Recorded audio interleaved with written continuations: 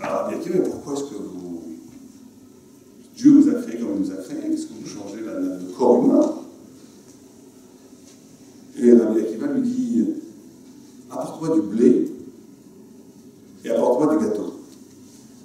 Et il lui dit, qu'est-ce qui est meilleur, le blé ou le gâteau? Tu peux manger le blé, non? Donc, tu vois bien qu'il faut transformer la nature. Il faut être une sorte de partenaire de la divinité dans la construction non seulement du monde, mais aussi de l'identité humaine. Et le Talmud va jusqu'à dire, plus grand est l'œuvre du juste que de l'œuvre divine.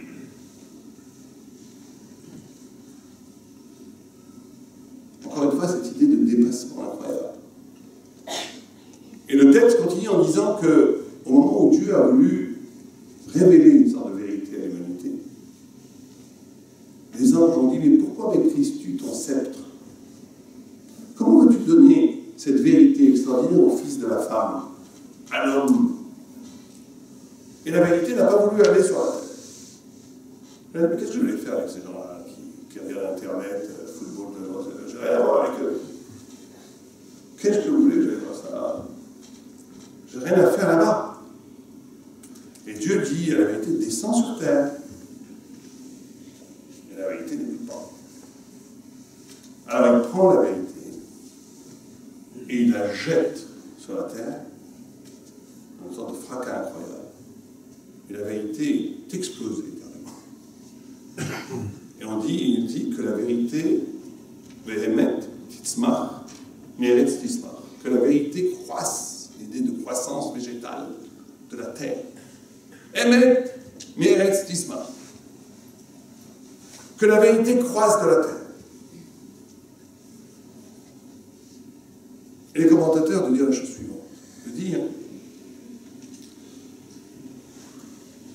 d'abord, ce verset-ci, je ne sais pas s'il y a des hébraïsants à ça, mais bon, dans le train j'ai écrit ça, Emet, meretz tismar.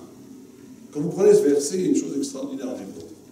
Là, je vous l'ai lu de façon de gauche à droite. Emet, vérité, meretz de la terre, tismar, que ça croisse. Eh bien, on peut dire le verset comme au carré. Vous voyez, le Aleph, même tav, ici on a le Aleph, même tav, Emet, mi eretz tismar. On peut lire de tous les sens. Comme si on voulait nous dire, qu'une vérité, et c'est peut-être ça la réponse ultime de pourquoi l'homme. Pourquoi l'homme? Parce qu'une vérité qui serait au ciel est une vérité extraordinaire, mais qui n'est capable de ne dire que la vérité. Au point où le Midrash raconte que quand Moïse a reçu la Torah, les anges ont dit, mais qu'est-ce que tu donnes la Torah? Et Dieu a dit à Moïse, réponds-leur. Et Moïse a dit, je ne peux pas leur répondre. Ils vont me tuer avec leur haleine. Ils vont me brûler. Et Dieu dit, prends, attrape-toi au trône de gloire et réponds-leur. Moïse ne voulait pas parler aux anges, parce qu'il savait que les anges ne supportent tellement pas le mensonge, que même Moïse, qui n'a garanti qu'il n'a jamais menti de sa vie, mais le fait même qu'il puisse mentir était déjà insupportable aux anges. Il l'aurait brûlé. Et Dieu lui dit, ah tiens le trône de la gloire divine. Quoi ce texte? Il veut dire par là, il y a dans l'homme quelque chose qui amène de la gloire. Le pourquoi l'homme amène de la gloire. On appelle du kavod de la gloire. En quoi est-ce que ça amène de la gloire? Bon, par le fait que une vérité qui resterait au ciel serait une vérité qui ne pourrait dire que la vérité. L'idée que la vérité croisse de la terre, c'est l'idée qu'un bon paysan qui prendrait des graines de blé et qui les jetterait à terre, bien entendu, tout bon paysan vous dira que s'il sème du blé, ce n'est pas pour récolter la même quantité de blé, sinon il mourrait de faim très vite. C'est pour multiplier la récolte. Une vérité qui serait jetée sur terre, alors c'est vrai que le grain qui était beau va être sous la terre, il va pourrir sous la terre. il va être piétiné, il va être affreux. Et après, il va germer, il va donner beaucoup plus de blé. Et donc la vérité d'une vérité qui serait jetée sur la terre, ça serait l'épreuve d'une vérité qui va traverser l'histoire des hommes. Une vérité qui va être éprouvée à l'épreuve du mensonge. Et une vérité qui va traverser le mensonge, l'histoire, est une vérité qui va produire une vérité infiniment plus grande que la vérité qui serait restée au ciel. Parce qu'elle va non seulement dire la vérité, mais elle va dire la vérité du mensonge. N'est vérité que celui qui est capable de démasquer, en termes de vérité, la vérité du mensonge. Et ça multiplie le pouvoir de la vérité. Et cette capacité d'intégrer la lumière dans les ténèbres, cette capacité, c'est ça la gloire. La gloire, c'est de la capacité de montrer que cette parole de vérité, elle n'a peur de rien. Elle peut s'immiscer dans des champs symboliques qui sont le plus anti-vérité. Et quand même faire irradier cette vérité, parce que tout vient de la vérité. Et donc, ça serait ça, la réponse peut-être ultime de pourquoi l'homme.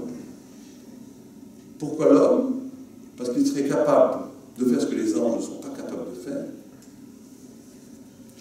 C'est de multiplier la vérité par le fait même que cette vérité est exposée dans un milieu qui lui est absolument hostile, qui est notre monde, notre histoire. Comment l'histoire crée des champs symboliques qui sont en même temps le masque de la vérité et en même temps sa révélation peut-être la plus profonde. Et quand le monde a été créé, vous savez, il a été créé, d'après la tradition judaïque, par la lettre He. En hébreu, la lettre He se compose d'un Dalet et d'un Yud. Le Dalet étant le 4, renvoyé aux 4 points cardinaux, le Yud étant toujours dans la tradition judaïque le point, la lettre de l'infini, et le Dalet, le He et le Yud ne se touchent pas dans la lettre. Et c'est tout ce dont on vient de parler.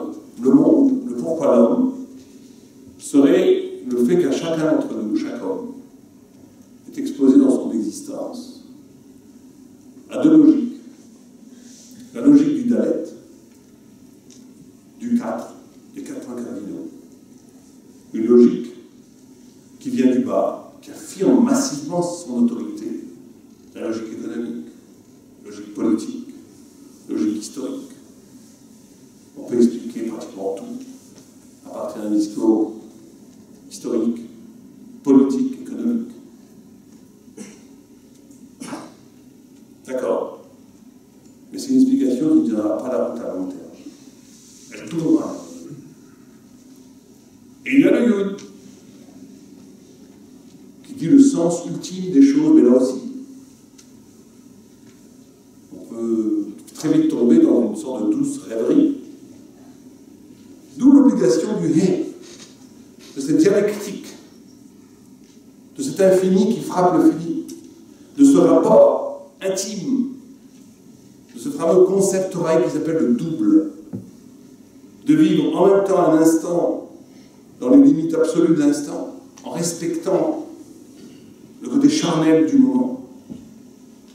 Et en même temps, dans cette charnalité même, dans cette temporalité même, dans cet instant poétique, qui est unique, qui va disparaître, qui est l'éphémérité même, être capable d'écouter l'écho de l'éternité, l'écho de l'infini, les deux en même temps, au même instant. Et ça, il n'y a que l'homme qui peut le faire. Il n'y a que l'homme. L'ange est dans le Yud. L'ange est dans la vérité absolue qui n'a pas d'instant. Le temps étant lui-même une création. L'animal est dans le Dalet. Il n'est que dans l'instinct qui organise son existence. L'homme a cette capacité d'être en même temps dans cet entre-deux qui devient, pour les plus grands, une seule et même chose, où l'instant devient l'éternité et où toute l'éternité est résumée dans un instant. Et quand l'homme est capable de vivre ces temps-là, il atteint l'humanité absolue. Il atteint le pourquoi l'homme a été créé. Voilà, je pense qu'on va passer aux questions. Mes sœurs et mes frères, nous allons procéder effectivement à quelques échanges.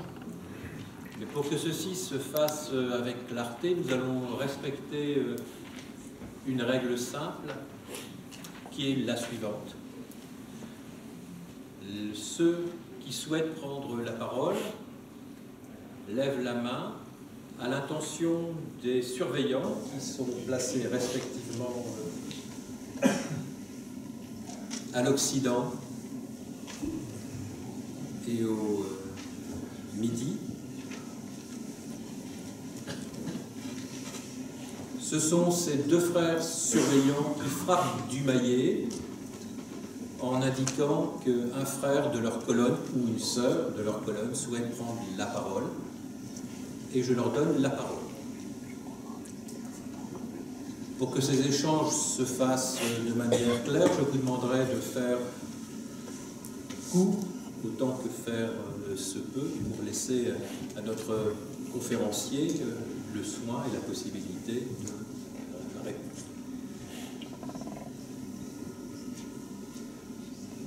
Mon frère maître des cérémonies, si vous voulez bien vous équiper de cet instrument et le mettre en marche.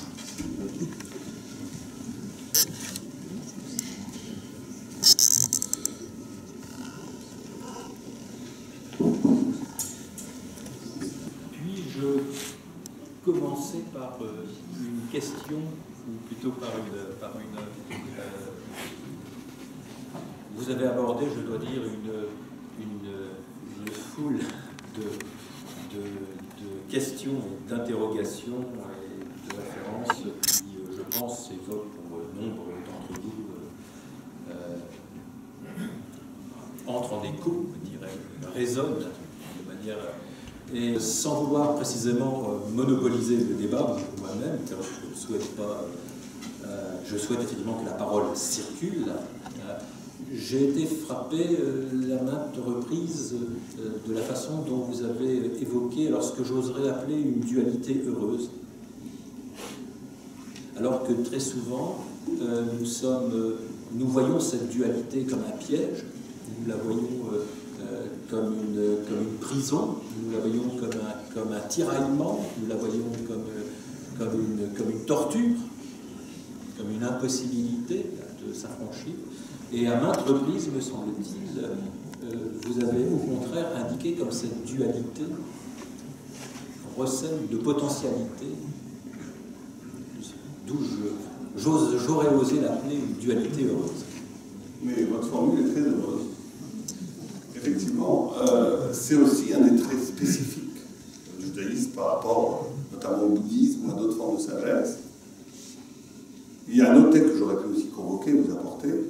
Si vous lisez la Bible en hébreu, chaque fois qu'il est question de la création d'une créature, Vayetzer, qui veut dire il a créé, est articulé et est orthographié avec un seul yud. Vayetzer, on écrit même en hébreu moderne. Quand il a écrit Vayetzer et Adam, il a créé l'homme, tout d'un coup il y a une faute d'orthographe. En rigolant dans la Bible, où il y a deux yud. L'homme est le seul qui se voit affublé de deux yud. Et bien sûr, vous imaginez que le Talmud tout de suite pose la question, c'est quoi ces deux yud? Et il y a 4 réponses. Une première réponse qui dit l'homme, ces deux yud, c'est la dualité du bien et du mal, classique. Nagma refuse cette réponse, le Talmud disant non, parce que c'est une réponse tout à fait étonnante. Ça intéressera certains chercheurs qui s'intéressent aux animaux en disant que non, dans les animaux aussi, il y a une question éthique. Du bien et du mal. On voit des animaux qui sont gentils, des animaux qui sont méchants. Il y a des chiens qui mordent et des chiens qui sont sympas. Donc c'est pas le propre de l'homme, le bien et le mal. Et le Talmud expose, après avoir rejeté cette explication de la dualité humaine, 2 autres explications. Une, on n'a pas le temps de les commenter, mais je vous les donne et vous les méditerez. Une première qui dit que ces deux yud, c'est l'homme et la femme. Là, c'est tout à fait singulier parce que le féminin et le masculin, il existe dans toute la nature. Non, le féminin et le masculin sont exclusivement humains. Troisième réponse, qui est non, c'est l'homme dans sa double dimension d'éternité et de temporalité dont on a parlé un petit peu à la fin de mon exposé. Et quatrième réponse qui fait écho à votre interrogation, qui est non, ces deux yud seraient deux oi. Oi, c'est un cri yiddish, je pense que vous avez. Oi. Deux oi, deux cris. C'est quoi ces deux cris?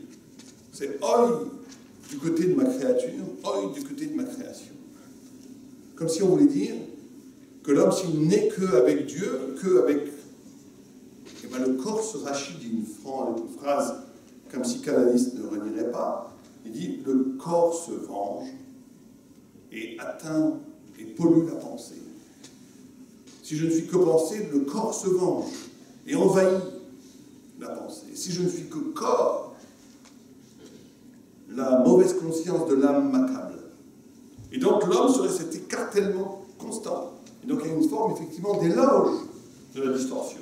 Et pas du tout une recherche de l'unité bouddhiste, de l'unité où on serait dans une sorte de retrait absolu, de synthèse absolue, de quiétude absolue, du retour à la lucidité calme. Non.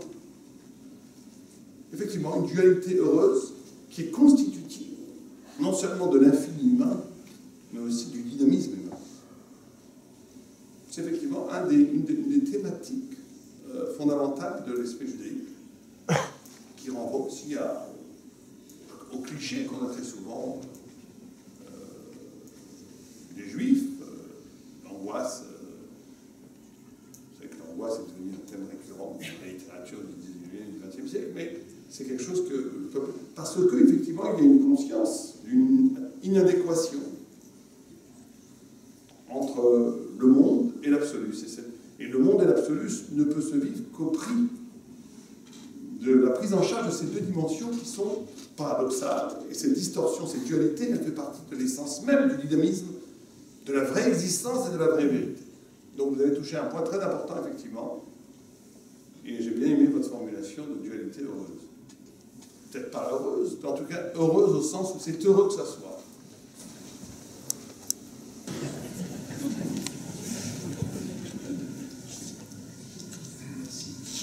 Quelqu'un a dit, parce qu'à l'âge venant, j'ai oublié la mémoire des femmes, sans le calvaire de l'histoire, Dieu ne serait qu'une solitude sans gloire. N'est-ce pas là le justificatif de l'homme comme pour prouver l'existence d'un Dieu potentiel? Vous avez aussi évoqué le cheminement de la matière, ce qui pourrait nous amener au hasard et à la nécessité. Quant au bien, que vous avez aussi bien évoqué, n'est-il pas le cheminement de cette hominisation qu'évoquait Teilhard de Chardin vers ce point oméga de l'unité du vivant et de l'amour universel entre les hommes? Alors, on voit qu'il y a ici une sorte effectivement de... Ce que vous dites est écrit dans le Talmud. Le Talmud dit qu'une des raisons, on ne pourrait pas aborder tous les points, parce que sinon ça aurait été une heure, 3 ou 4 heures, qu'effectivement, l'une des raisons du pourquoi l'homme, c'est de pouvoir attester de la divinité. Mais ceci dit, il faut se méfier aussi de cette phrase, qu'on tombe aussi dans l'anthropomorphisme, où on projette une psychologie humaine vers Dieu. La notion de solitude est une notion humaine. Dieu ne souffre pas de solitude. Et là, le judaïsme a toujours souci de tout le temps, repousser vers l'infini. Une phrase remarquable des sages talmudiques qui dit plus on s'approche de Dieu, plus on s'en éloigne. Plus on s'approche de la conscience de la divinité, plus le fossé s'agrandit, et plus quelqu'un est loin, plus il convoque un Dieu Père Noël idolâtre, une forme d'idolâtrie, comme disait Spinoza, mettre Dieu dans sa poche. Avec Spinoza, il n'était pas du tout orthodoxe juif, hein, mais il avait reçu ça de sa jeunesse talmudique, où effectivement, et là il y a, plus on comprend le fossé infini qui sépare l'homme de Dieu, et plus il s'opère quelque chose de mystérieux, qui est une intimité avec Dieu. Et moins on comprend ces différences, et plus on projette des comportements humains sur l'identité divine, plus en vérité on est étranger à l'intérieur de son cœur, de la divinité. C'est aussi un des messages fondateurs du judaïsme. Iconoclaste, ce que certains vont appeler la théologie négative, je n'aime pas du tout ce mot, parce qu'il ne s'agit pas d'une théologie négative, il s'agit d'une capacité, parce que vous savez que dans le judaïsme, c'est quand même extraordinaire, il y a une interdiction formelle et absolue de la représentation du divin, même symboliquement. Et d'un autre côté, il y a des lois.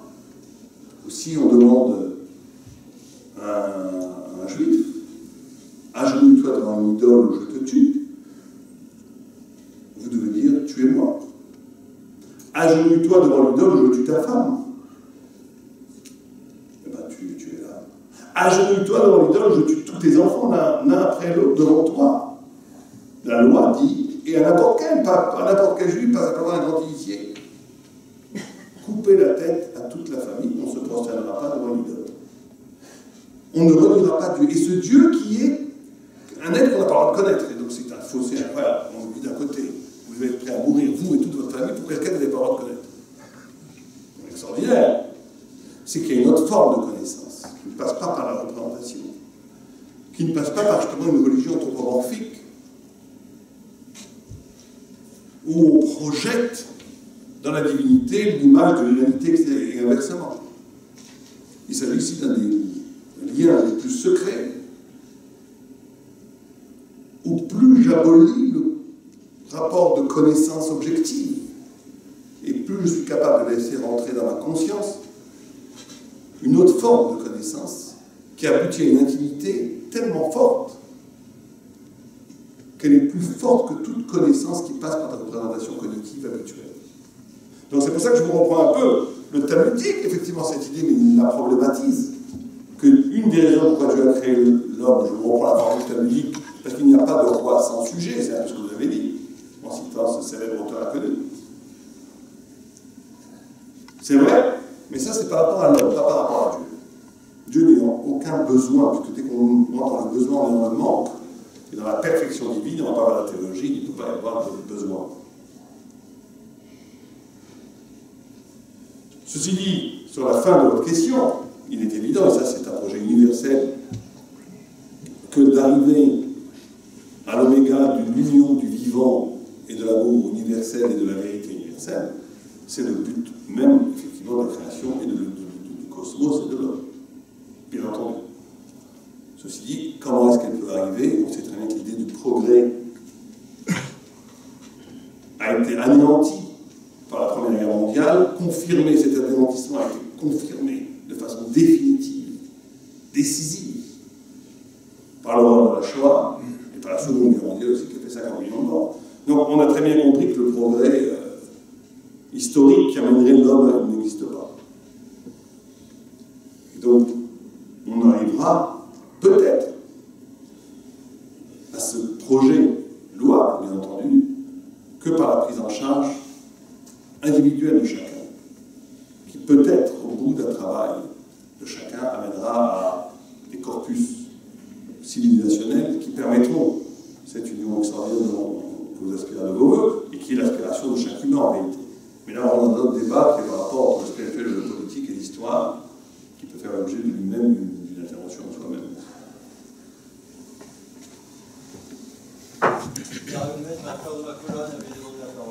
Merci, mon frère premier surveillant. Donnez-lui la parole.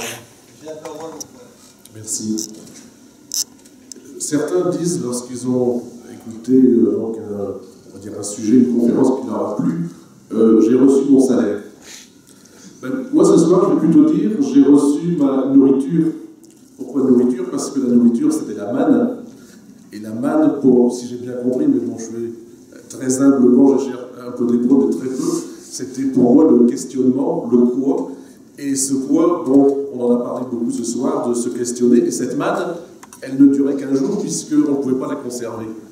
Donc je pense aussi que ce questionnement, il faut le renouveler chaque jour. Et ce questionnement, c'est aussi le sens qu'on doit donner à sa vie. Par rapport à ça, vous avez parlé donc du vide. Hein, peut-être que l'homme vient du rien. Et moi, je me souviens que bon, peut-être que déjà Adam, c'est Aleph Dam, le sang de Dieu, mais moi, c'est, si je prononce bien, Ani, et Ani, c'est l'anagramme de Aïn, le rien. Donc peut-être que le je, le moi, doit retourner au rien, sauf si le je, ça prononce Anoki, dans lequel j'aurais rajouté un kaf. Le kaf étant cette main ouverte, cette main tendue, cette main de l'accueil que je donne peut-être à l'autre, et peut-être cette main qui est l'amour. Donc peut-être que l'homme ne peut rester sur terre que s'il l'aime. Voilà. Qu'est-ce que vous en pensez? J'entends beaucoup de formes de vérité ce soir. Je vois que ça se continue, c'est très bien. Oui, bien entendu, tout ce que vous avez dit est vrai, sauf le sang de Dieu qui n'est pas du tout une perspective envisageable pour le judaïsme. Mais effectivement, Annie, la notion d'un moi, et on en a parlé ce soir, d'un moi qui tend vers le rien, non pas le rien, mais vers, encore une fois, l'animation d'une façon naturelle de vivre son ego et de vivre le première instance. Il y a toujours une première instance et une dernière instance, une plus profonde façon d'être. Effectivement, plus quelqu'un se dessaisit de la façon naturelle d'exister, plus il envisage l'élection, c'est-à-dire de vivre une vie qui dépasse l'évidence. Plus quelqu'un est capable, le cas dont vous avez parlé à Nori, de cette main qui donne, effectivement, plus quelqu'un s'envisage comme altruiste, comme don, où le centre de gravité de son existence n'est plus la crispation identitaire, la crispation de sa propre intérêt, et de façon extraordinaire, plus il se retrouve lui-même. C'est là où le Ani et le haine, un néant, moi, apparition, sont une sorte de dialectique extraordinaire, puisque plus quelqu'un affirme sa violence à vouloir être reconnu, à être, plus il est instrumentalisé par le regard de l'autre, et plus il disparaît en réalité comme un objet. Et plus quelqu'un est capable de lâcher les vannes, sans tomber dans la morale là-dessous, parce qu'on peut très bien aussi, bien entendu, se racheter son petit paradis en faisant la vie autour de soi. On ne parle pas de ça. On parle d'une identité humaine constituée par la capacité d'accueillir l'autre comme une partie de moi-même. L'autre serait constitutif du sens le plus profond de moi-même. Vivre une vie où justement le moi évident, premier, égotique, violent, colérique, affirmant sa puissance, est compris comme une carapace, comme une écorce, ou quelque chose d'autre surgit qui est effectivement, et là on arrive aussi à la question précédente, où l'homme étant créé à l'image de Dieu, il y a donc une sorte d'universalité, de fraternité spirituelle entre chaque humain. Et ma rencontre avec un autre éveille en moi une voyelle intérieure qui s'était tue avant la rencontre de l'autre. Cette dialectique du rapport à l'autre, dans le Talmud, on dit par exemple que chaque rencontre, si elle ne te modifie pas, c'est que tu as fermé en toi une des portes de tes rêves. Chaque rencontre, chaque visage est l'occasion d'un éveil, d'une altérité qui doit non pas une altérité